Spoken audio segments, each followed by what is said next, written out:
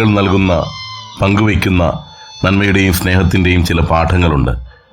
കഴിഞ്ഞ ദിവസം ചെർപ്പുളശ്ശേരി ഉപജില്ലാ കലോത്സവത്തിൽ വൈഗ എന്ന കുട്ടി വയലിൻ അവതരിപ്പിച്ച് ഇറങ്ങിയ ഉടൻ അടുത്ത മത്സരാർത്ഥിയെ വിളിച്ചു.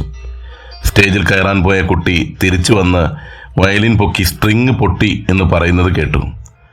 ബോക്സിൽ വയലിൻ വയ്ക്കുന്ന വൈഗ അത് താൻ ആ കുട്ടിക്ക് വയലിൻ കൊടുക്കാമെന്ന് പറഞ്ഞ് നേരെ ആ കുട്ടിയെ വിളിക്കുന്നു.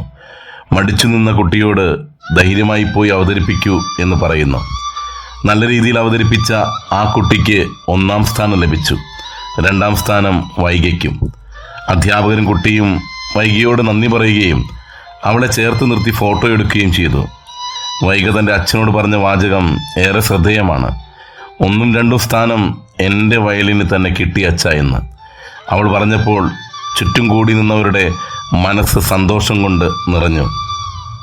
മത്സരത്തിൻ്റെ ഒരു കാലഘട്ടത്തിലാണ്.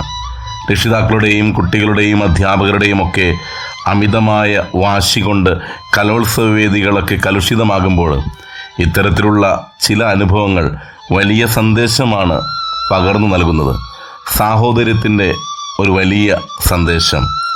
ആ ഒരു സന്ദേശത്തെ ചേർത്ത് വയ്ക്കുവാൻ നമുക്കും സാധിക്കട്ടെ. കുട്ടികളിൽ നിന്ന് ഇത്തരത്തിലുള്ള മാറ്റങ്ങൾ ഉണ്ടാകട്ടെ. ആ മാറ്റങ്ങൾ പടർന്നു പിടിക്കട്ടെ.